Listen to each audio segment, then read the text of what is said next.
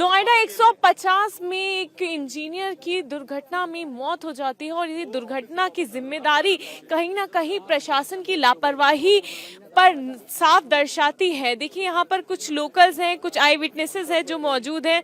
भैया क्या नाम है आपका? मेरा नाम मोनिंदर है जी।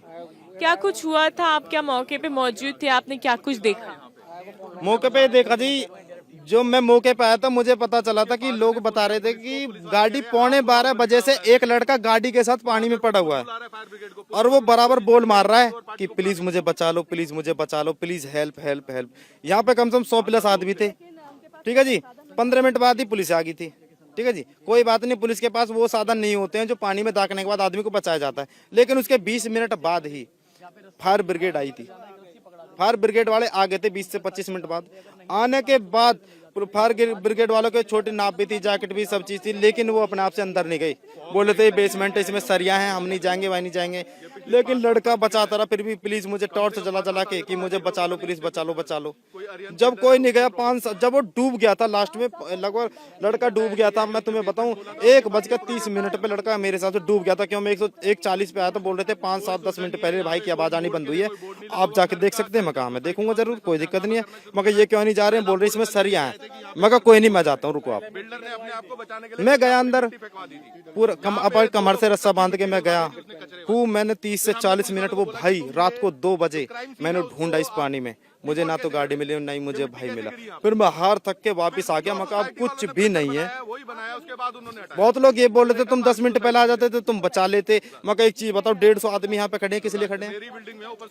तुम्हें हाथ पांव बांध के थोड़ी गिर रहे थे। सेफ्टी जैकेट पहनने के बाद तो आदमी वैसे भी हाथ मारता मारता पहुंच जाता। उसके बाद सेफ्टी जैकेट तो आदमी को डूबने ही नहीं देती। वो जैकेट तो ऐसी है, उस पर 2 आदमी और बैठ जाए तभी नहीं डूबने देती वो तो। लेकिन इसमें बहुत ही प्राधिकरण की, नोएडा अथॉरिटी की बहुत ही बड़ी गलती है। 15 दिन में दूसरी घटना है। अब से 2 साल पहले भी इसमें गाड़ी दाग चुकी है।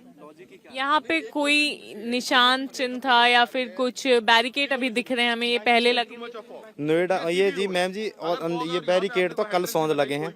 जब ज्यादा घटना होगी, ऊपर से प्रेशर पड़ा है प्रशासन पे, तब ये बैरिकेड लगे हैं। नहीं वरना 15 दिन पहले ड्राइवर भी मैंने बचाया था। लगना तो उस दिन भी चाहिए था, लेकिन उस दिन आदमी बच गया था इसलिए नहीं लगा। उस दिन भी मर जाता तो शायद लग जाते 15 दिन पहले। अब से यहाँ पे एक्सीडेंट्स होते हैं जी, इतना खतरनाक मोड़ है यहाँ पे। अगर गलती से किसी की नजर हट जाए ना तो सीधा मौत में जाकर पड़ेगा वहाँ। लाइटिंग वगैरह कुछ है? कुछ भी नहीं है जी। आधे लाइटिंग, ये जो खंबे रोडन पे लग रहे आधे, ये भी बंद रहते हैं रात में, बिल्कुल धुंध कोहरे का समय। नोएडा अथॉरिटी की सबसे बड़ी गलती है इसमें। नोएडा अथॉरिटी की वजह से मौत हुई है। तो आपको क्या लगता है, क्या किसकी ज्यादा जिम्मेदारी रही? क्या जान बच सकती थी उस लड़की? जी जी, उसकी जान 100% बच सकती थी अगर फायर ब्रिगेड वाले अपनी हिम्मत दिखाते, या कोई जो जितने लोग खड़े वो हिम्मत दिखाते ना, वो लड़का नहीं डूबता। उसके फादर मौजूद थे जब वो जी, उसके पिताजी ने उन्हें अपने बच्चे की लाइव मौत देखी थी। लाइव लास्ट टाइम बहुत तेज चिल्लाया था वो जब पानी में गया था। हाथ में टॉर्च थी उसके में कि ये मैया बचा ले मुझे। उसके बाद उसकी आवाज नहीं आई, ऐसा बता रहे थे। मैं आया तो बोल रहे 5 मिनट पहले उसकी आवाज आनी बंद हुई है कि जल्दी से आप जाके देख सकते हैं। मगर जाऊंगा, मैं तुरंत गया। मैंने पूरे में छानबीन करी, मुझे कुछ नहीं मिला। और पहले एक्सीडेंट्स हुए? हाँ जी, यहाँ पे एक्सीडेंट हुए 15 दिन पहले। ड्राइवर भी मैंने बचाया था। अगर मैं ना हूँ मौके पे तो ड्राइवर भी मरता 100%। और ये बैरिकेड जब लगते नहीं लगते मुझे नहीं पता, लेकिन आदमी मरने के बाद बैरिकेड लगे हैं जी। देखिए यहाँ पर लोग मौजूद हैं, उनसे बातचीत हम लोग करने की कोशिश कर रहे हैं कि क्या कुछ हुआ है यहाँ पर। जो कुछ हुआ है वो चीज़ बयान कर रहे हैं कि कितना ये दर्दनाक हादसा हुआ है और साफ यहाँ पर लापरवाही कहीं ना कहीं दिख रही है, क्योंकि किसी तरह की कोई रोशनी नहीं, कोई बैरिकेड्स नहीं। यहाँ पर जैसे अगर धुंध है या कोहरा है तो सामने किसी को पता भी नहीं चलेगा कि रोड कहाँ ख़त्म हो रही है। तो ऐसे में ये बड़े सवाल खड़े हो रहे हैं यहाँ पर। जो प्रशासन, नोएडा अथॉरिटी के ऊपर भी यहाँ पर कड़े सवाल उठाए जा रहे हैं कि किस तरह से ये बड़ा हादसा हुआ है। यहाँ पर सभी लोग काफ़ी ज़्यादा अभी जो है वो शौक में हैं। पूरा परिवार बात करने की स्थिति में अभी है नहीं, लेकिन ये देखिए साफ यहाँ पर स्थिति नज़र आ रही है किस तरह से जो है यहाँ पर ये पूरा हादसा पेश हुआ है। यहाँ पर जो दोस्त मौजूद हैं उनसे बात करेंगे। सर सर आपका क्या नाम है, आपका फ्रेंड है? मेरा नाम पंकज टोकस है। मेरा दोस्त भाई जान युवराज था, युवराज मेहता। हम लोग साथ में कंपनी में थे almost 4 years back in blue pack consulting. हम वहाँ से दोस्त है। राइट नाउ वो एक डनहम कंपनी में है, sector 54 Gurgaon, and I'm in National Australia Bank. So अभी कुछ दिन पहले मेरे उससे बात हुई थी। He was doing on calls and काम करता था। वो ज़्यादा बाहर नहीं निकलता था। He was more like a techie person, is really intelligent. Now the thing is कि उसने फादर को कॉल किया है 9 साढ़े 9 बजे कि मैं ऑफ गुड़गांव से निकला हूँ, मैं आ रहा हूँ आपके पास। बात हुई है फादर से, एंड देन सीधा 12 साढ़े 11 12 बजे कॉल किया है उसने अपने फादर को कि पापा मैं नाले में फंस गया हूँ। ही वॉज नॉट एक्सप्रेस कि ये नाला है या तालाब है, एंड उसने बोल दिया कि मैं घर के पास फंसा हूँ, मुझे बचा लो आके। उनके फादर वहाँ, क्योंकि इतना सोसाइटी में शायद उन पर नहीं बता पाए, पर 1-2 लोग बता के वो आए हैं वहाँ से। आके उन्होंने देखा है, वहाँ से लड़के ने आवाज़ दी है, टॉर्च दिखाया कि मैं एग्जैक्टली कहाँ पोजीशन पे हूँ। और उसको तैरना बिल्कुल नहीं आता। किसी ना तैरने इंसान को आप समझे गाड़ी फ्लोट हो रही है, वो इतना इंटेलिजेंट था कि वो गाड़ी से बाहर निकला है। उसे पता है अगर गाड़ी की तरफ एक तरफ झुकाव देगा गाड़ी पलट जाएगी। वो फिर भी गाड़ी पे लेट गया था, उल्टा लेट के उसने कॉल किया है फादर को, और उसका सब आए हैं, फिर टॉर्च से दिखाया है एनडीआरएफ टीम को, पूरी पुलिस टीम को। उनको विजिबिलिटी भी नहीं दिख रही थी, लेकिन उसने गाइड किया सबको टॉर्च दिखा के कि मैं एग्जैक्टली यहाँ हूँ। 2-2.5 घंटे लड़के ने पूरा सर्वाइव किया। लास्ट में वो गाड़ी पूरी ड्राउन हुई है, तब जाके मेरे भाई मतलब उसको पानी ऊपर तक आया। देन उस वक्त भी उसने फाइट किया है, एंड उसके बाद वो दूसरी तरफ तैर गया, क्योंकि उसे समझ नहीं आया कि गाड़ी उसको जाना किस तरफ, उसे नहीं समझ आया। तभी इसलिए उसकी जो बॉडी है उसके उस तरफ मिली। जो भाई आए थे वो 10 मिनट्स लेट जरूर आए थे, लेकिन मैं कह रहा हूँ कि यहाँ 100 लोग खड़े हैं, एनडीआरएफ टीम है, सारे संसाधन हैं। ये कह रहे हैं कि इसमें कोई कूद नहीं सकता। मैं चैलेंज देता हूँ, मैं रात को जिस समय बोलोगे आओगे, मैं इसमें कूद के दिखाऊंगा और लोगों को निकाल दिखाऊंगा। क्या यहाँ पे सोसाइटी में लोगों में क्या एक भी तैराक नहीं मिला इंसान को? क्या वो पूरी टीम में किसी को तैराकी नहीं आती थी? नहीं आती तो आपके पास लाइफ जैकेट थी, आपके पास कार थी, टायर था, ट्यूब था, कोई भी जा सकता था। बट उनका अपना नहीं था, तो शायद इन्होंने इतना नहीं किया। वो सब वेट करते रह गए कि शायद टीम आ जाएगी, गाजियाबाद से टीम आ रही है तो हम लोग रेस्क्यू ऑपरेशन करेंगे। 3 घंटे का समय बहुत होता है मैम, किसी के लिए होता है। इससे ज़्यादा वो लड़का कुछ नहीं कर सकता था। उनके फादर हेल्पलेसली यहाँ खड़े रह गए। उन्होंने गुरार लगाए। वो मेरे साथ ही है अब, वो बिल्कुल उनके लिए कोई नहीं, उनके लिए मैं ही उनका बेटा हूँ। और उनकी जो सिस्टर है, मतलब उनकी जो बेटी है, वो यूके में, वो आने की तैयारी कर रहे हैं, बट वीजा इश्यूज है तो वो आ रहे, तो तक तो मैं ही उनके साथ हूँ। तो ही वॉज मोर लाइक कि मैं अपने बेटे को बचा नहीं पाया। मैं ही कूद जाता, पर मुझे स्विमिंग नहीं आती, मुझे रोका जा रहा था उल्टा। मैंने कईयों से हाथ बढ़े कि आप कूद जाओ प्लीज, पर किसी को स्विमिंग नहीं आती थी वहाँ पे। बट टीम जब बात हुई, जब कुछ लोग आना चाह रहे थे, गाँव से भी आ रहे थे, तो उनको रोक दिया गया। पुलिस वालों को ये हुआ कि यहाँ किसी को कैजुअलिटीज ना हो जाए, तो हम ही ट्राई करेंगे, आप ना जाए। बट उम्मीद में वो बस मेरा भाई चला गया। यहाँ पे हम देख पा रहे हैं अभी बैरिकेड्स लगे हैं। ये जो टर्न है यहाँ पे कुछ लगा हुआ है साइन? कुछ नहीं था। मेरे पास मॉर्निंग की वीडियोस भी है। जब ये ऐसा हुआ, मेरे भाई को रिपोर्ट डेड बजाया, तो हॉस्पिटल से मैं वहां से आया हूँ भागता हुआ। मैं देखना चाह रहा था कि ऐसा कौन सा पानी, ऐसा कौन सा तालाब है जो भाई दिल्ली में होते हुए जिसने मेरे भाई को निकल लिया।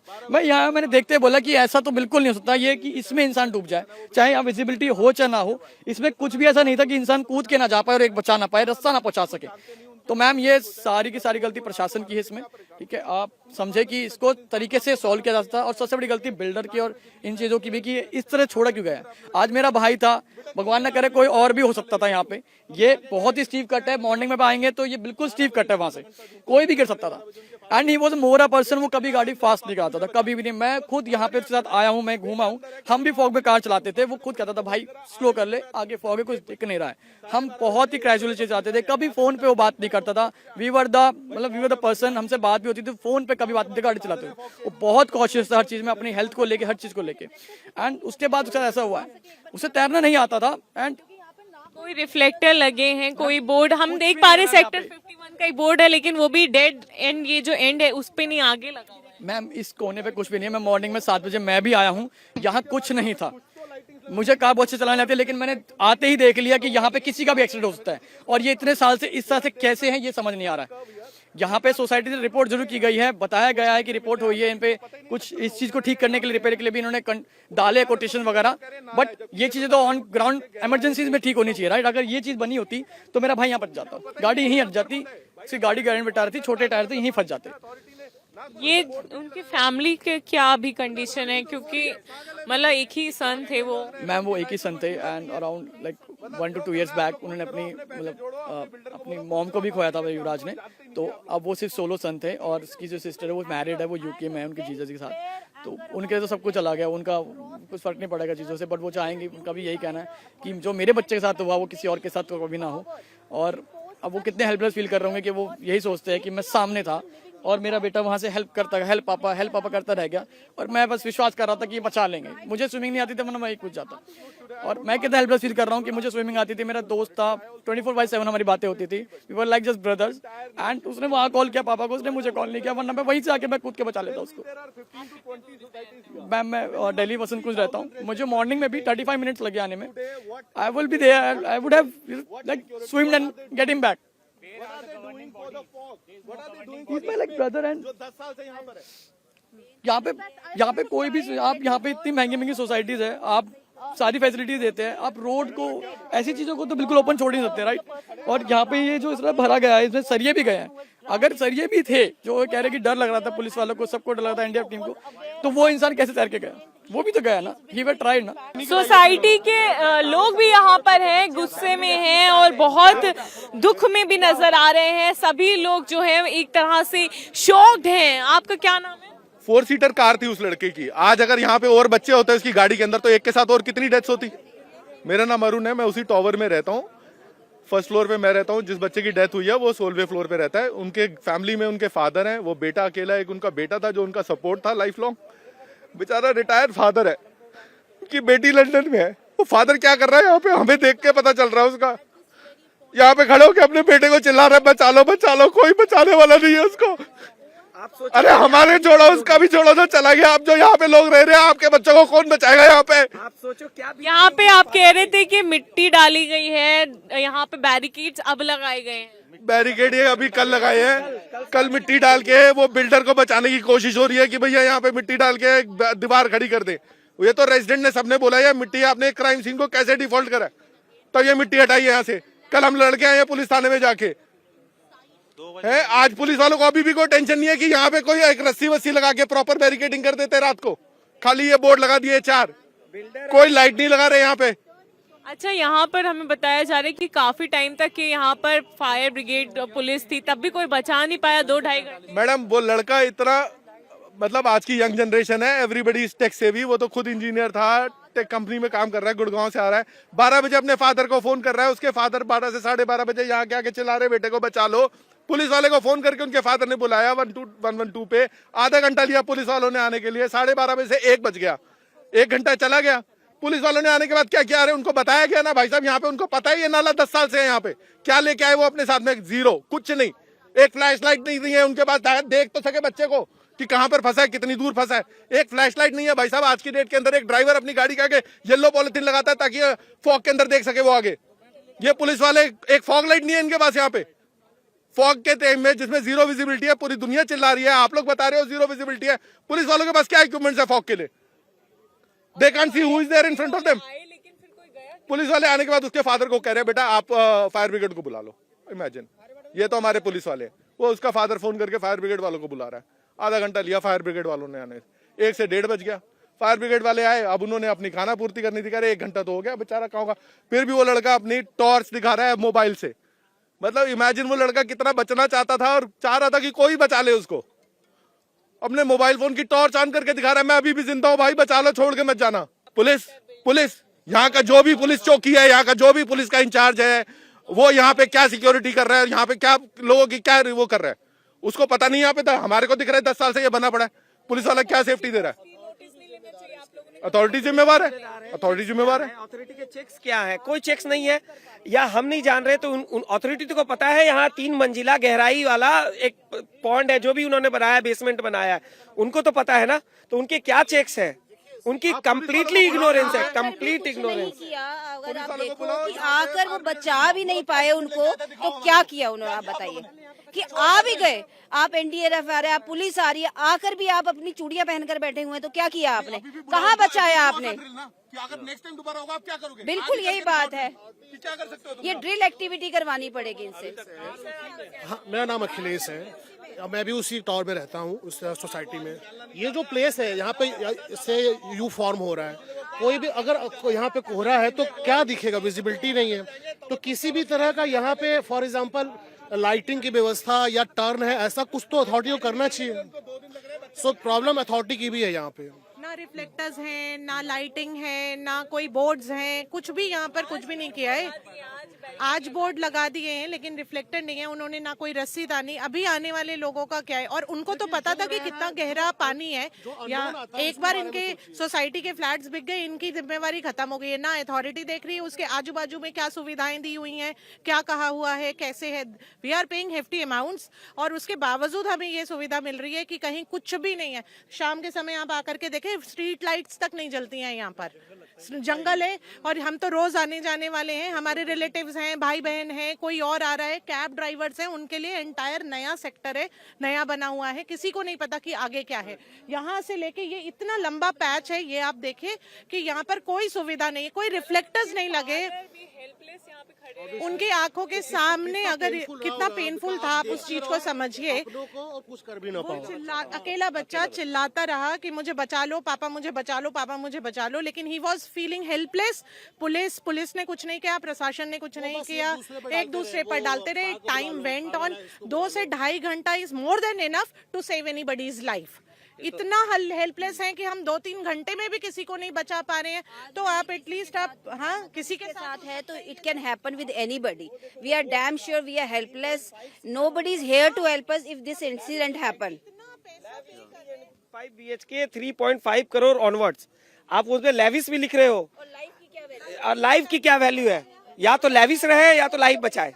क्या है? आप वो बोर्ड देखो वहाँ जो एडवर्टीजमेंट है। वो लड़का हमें नजर आ रहा है कि उसने अपने आप को बचाने की कोशिश की, उसने बहुत गुहार की कि आके मुझे बचा लो, आके मुझे बचा लो।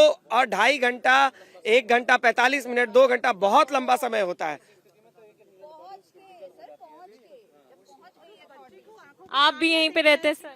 जी हाँ, मैं आप यहाँ पे कब से रह रहे हैं? मैं तो करीब 2 महीने से रह रहा हूँ जी।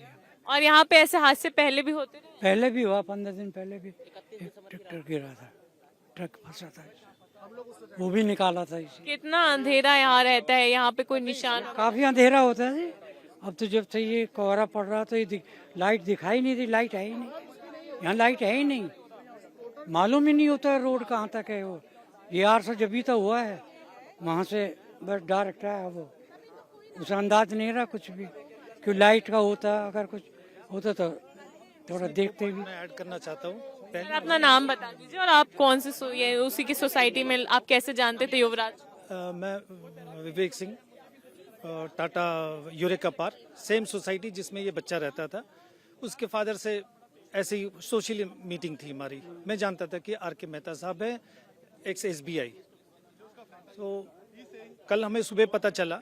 इसमें 2 बातें जो बहुत इंपॉर्टेंट है।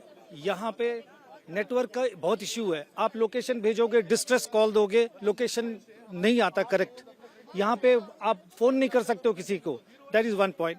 सेकेंड है, I am also x air force, मैं एयरफोर्स में था।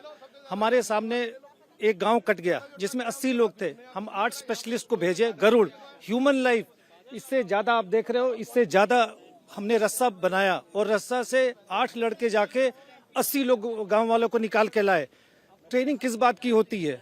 हमारा प्रिपेयर्डनेस क्या है? जैसे नेशनल डिजास्टर रिलीफ, और उसमें हम लोग भी एक हिस्सा थे कि अगर आपको वायुसेना से मदद चाहिए तो आपको एयरलिफ्ट किया जाएगा। बट यहाँ पे प्रिपेयर्डनेस है नहीं। आपको पता है ये छोटा सा पॉन्ड है देखने के लिए फॉर NDRF, ये एक छोटा सा पॉन्ड है जिसमें लाइफ इज स्ट्रगलिंग देयर, और वहाँ स्ट्रगल कर रहे हैं। हमारी कोई प्रिपेयर्डनेस नहीं। एक सेक्टर 150 का एक साइन यहीं पे लगा है सर। सेक्टर 1 साइन लगा है लेकिन ये कट पे भी नहीं है। तो कट से भी लगभग 15 फीट आगे है। जब गाड़ी टर्न लेगी तब लाइट आएगी। इसे तो राइट टर्न, ये राइट टर्न की जगह, इसे राइट टर्न की जगह डेथ टर्न घोषित करा दीजिए, जिससे कम से कम at least we should come to know it कि हम डेथ टर्न पे आ चुके हैं। अगर अथॉरिटी कुछ एक्शन नहीं ले पा रही है तो ये राइट टर्न है। राइट टर्न ना करा के इसे डेथ टर्न का या तो ये लगा दें, वरना अप टू इवनिंग हम लोग लगाएंगे, सोसाइटी के लोग, हम खुद लिखेंगे यहाँ पे डेथ टर्न। तो ये स्टेप अगर नहीं लिया जाएगा तो आने वाला। लाइट है लेकिन वो वर्क नहीं करती जी, वो वर्क नहीं प्रिपेयर्ड का। और आप ऐसे मानिए, आपके फोन में आप नेटवर्क चेक करिए, यहाँ से जैसे ही 10-15 कदम आगे जाएंगे, तो फॉर्चुनेटली वो भाई सामने ही था, और 10-15 कदम आगे जाते तो he could not connect with his dad also. तो ये बहुत दुर्भाग्यपूर्ण स्थिति है। अगर 10-15 फीट आगे चले जाते तो वो कनेक्ट भी नहीं कर पाते, और फिर क्या होता कि वो कम से कम यदि वो गाड़ी में रहते, कैसी स्थिति रहती तो 2, 4, 5, 7 दिन तो वो अंदर डूबे रहते। अब वो क्या होता कि उनके पेरेंट्स गुमशुदा की मतलब रिपोर्ट कराते, और उसमें ये this is absolutely unfair with us. हम लोग भी सेम सोसाइटी के रेजिडेंट्स हैं, ये नहीं होना चाहिए। ये बहुत ही खतरनाक स्थिति। नोएडा सेक्टर 150 में एक दिल दहलाने वाली घटना हुई है, जिसमें एक 27 वर्षीय सॉफ्टवेयर इंजीनियर की दुखद मौत हो गई है। इस समय हम मौजूद हैं सेक्टर 150 में, और यहाँ पर एक निर्माण अधीन मॉल है जिसका ये बेसमेंट बन रहा था, जहाँ पर पानी भरा हुआ है। युवराज मेहता जब गुड़गांव से काम करके अपने घर लौट रहे थे तो इतनी धुंध यहाँ पर थी। लोगों का कहना है यहाँ पे कोई निशान चिन्ह नहीं है, कोई लाइट नहीं है, जिसके चलते वो इस दुखद हादसे का शिकार हो गए। 2-2.5 घंटे तक के उन्होंने जद्दोजहद करी है। फोन में लगातार अपने पिता से संपर्क करके उनको बुलाया है, लगातार यहाँ पर फ्लैश लाइट जला करके यहाँ पर मौजूद दिल्ली पुलिस और साथ ही साथ जो दमकल विभाग के कर्मचारी हैं उनको ये इशारा किया है कि वो कहाँ पर मौजूद है। लेकिन 2-2.5 घंटे की मशक्कत जो युवराज ने की है अपनी जान बचाने के लिए, उसके बावजूद भी उनको प्रशासन नहीं बचा पाया, और 27 साल के युवराज की डूब करके जान चली गई है। अब बड़ा गुस्सा यहाँ पर लोगों में फूट रहा है। यहाँ पे जो सोसाइटी के लोग हैं उनका कहना है ये बैरिकेड जो है वो आज लगाया गया है, पहले अगर ये बैरिकेड लगा होता तो शायद युवराज की जान बच सकती थी, जान नहीं जाती। पहले भी यहाँ पर हादसा हुआ है, कई बार इसकी शिकायत भी करी गई है प्रशासन से, लेकिन उसके बावजूद कोई एक्शन नहीं हुआ। यहाँ पे कोई लाइट की व्यवस्था नहीं है, किसी तरह का कोई निशान चिन्ह नहीं है, और जो ओवर स्पीडिंग की बात कही जा रही है उस पर लोगों का ये कहना है कि ये एक मोड़ है और कोहरा था, और ऐसे में कोई ओवर स्पीडिंग नहीं कर सकता। और साथ ही में जगह जगह पर बैरियर्स भी बने हुए हैं स्पीड के लिए।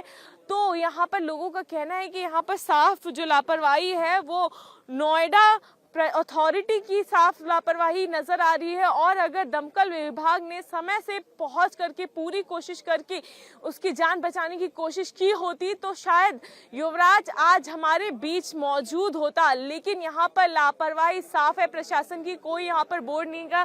आप देखिए ये वो जो दीवार है ये तोड़ करके गाड़ी उस पार चली गई।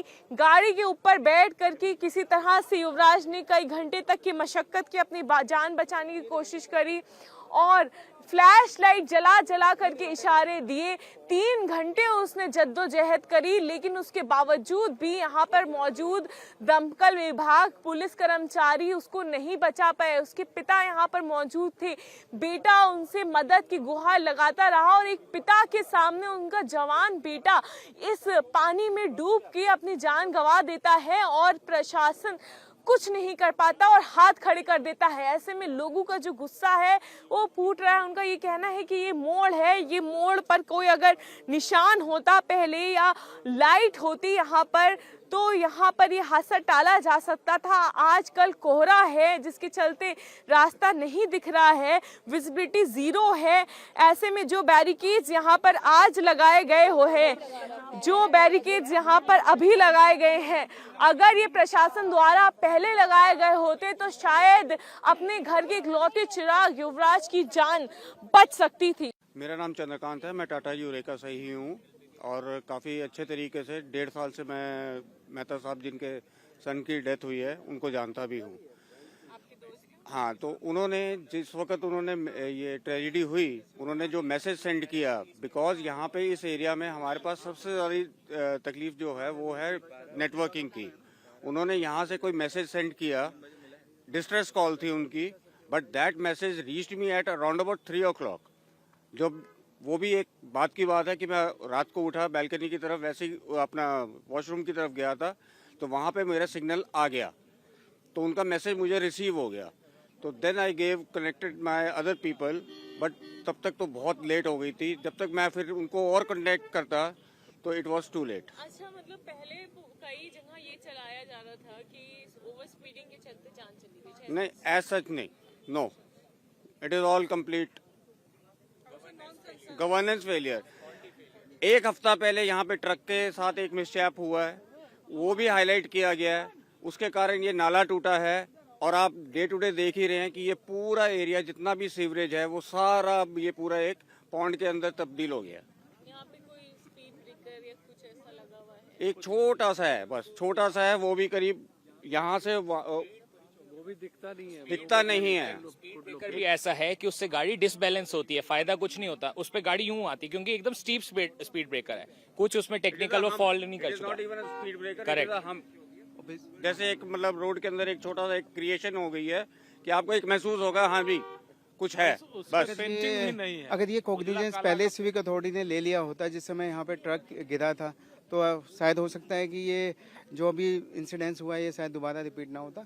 और बेसिकली ये जो सेक्टर है ये इतना नेग्लेक्टेड सेक्टर है कि जिस समय इसको अलॉट किया था नोएडा अथॉरिटी ने वहाँ पे भी करप्शन का एक बहुत बड़ा मिसाल था। सीएजी की ऑडिट ऑब्जेक्शंस थी, फिर भी उस पर कोई कंप्लायंस नहीं किया गया और बेसिक फैसिलिटीज़ के नाम पे कभी सोचा ही नहीं गया इस सेक्टर के बारे में। अगर आप खुद एक राउंड लगाएंगे यहाँ पे सिर्फ ये एक डेथ जोन ये अकेले नहीं है, ये पूरे सराउंडिंग के अंदर पूरी डेथ जोन फैली हुई है। कोई नहीं देखता, यहाँ के जो एमएलए है जो एमपी है उन्हें कुछ पता ही नहीं है किसी चीज़ से। लिख लिख के हम लोग परेशान हो चुके हैं, कोई सेक्टर की तरफ ध्यान ही नहीं देता बिल्कुल ही।